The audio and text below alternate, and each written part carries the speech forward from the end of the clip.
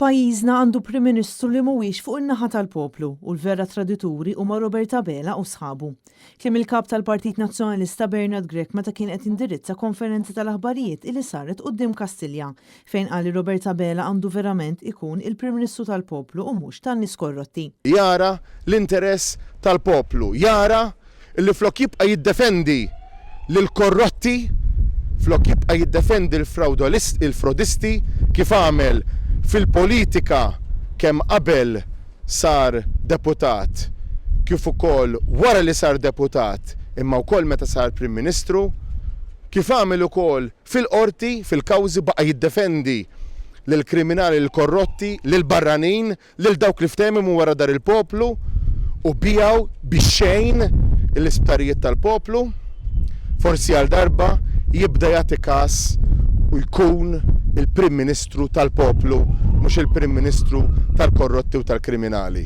Bernard Grech saħaq illi meta ntqal li l-gvern kien il-vittma fid-dieta tal-esparijiet ikompli juri kemm Abela għadu ma fehem xejn għax il-flus insterqu ma flus tal-poplu Malti Wawċi u l-gvern spiċċa uża flus il-poplu f'dan id-dil. Dak li hu tal-poplu, Robert Abela ta' miegħu u ta' qablu jaħsbu li huwa tagħhom.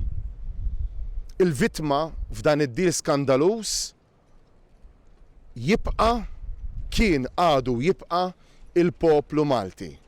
Bernard Grech qal huwa evidenti li l-poplu jinsab irrabjat quddiem dak kollu li qed iseħħ fejn il-Partit Nazzjonalista huwa kommess li se jibqa' jkun il-vuċi tan-nies u jiġġieled għad-drittijiet tagħhom. Il-kap tal-Partit Nazzjonalista fakkar kif nhar il-ħamis l-Oppożizzjoni se tkun qed tressaq mozzjoni fil-Parlament sabiex Robert Abela jiftaħ kawża kontra Vitus u Stewart u l-poplu Malti jingħatalu lura il-miljuni kollha li nsterqu minn nies kriminali. L-isptarijiet is-suma tal-poplu bis-saħħa tal-kawża ta' Idrin Delija issa jmiss il-flus tal-poplu jiġu lura għand il-poplu bis-saħħa tal-kawża li qed nimbuttaw u li Robert Abela sal-lum għadu maħa ebda impenn ċaru konkret illi huwa jagħmel.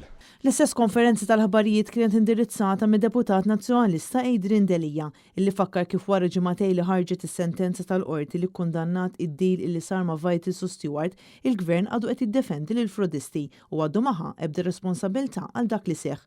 Mhux tal-jek tal-il-gvern diġà qed jaħseb li jerġa' jagħti l-esparijiet mill-ġdid lill-privat. Idrin Delija qal li Robert Abela kien jaf li kien hemm side agreement ftehim li dawn jitħallsu xorta anke jekk jonqsu mill-ftehim illi kellhom illi jtejbu l-isptarijiet ta' pajjiżna, xi ħaġa li ma saritx. Il-Prim Ministru inkixef bi kliemu stess li kien jaf kollox.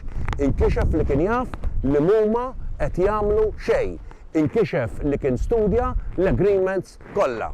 U minkejja li kellu kollox qudiemu biex in-nies fehmu, biex il-qorti ġudikat, biex kull min jasib għal jaqra l-agreements, il-loġika kienet qed turih in-nuqqasiet tagħhom, iddeċieda, ivvota, ħadem, iġġieled biex jibqgħu jitħallsu il-barranin korrotti. Min-naħa tiegħu id-Deputat Nazzjonalista Stephen Spiteri qal li dan il-kuntratt fraudolenti ħalla dejn finanzjarju iżda wkoll dejn fis-servizz tas-saħħa ta' pajjiżna.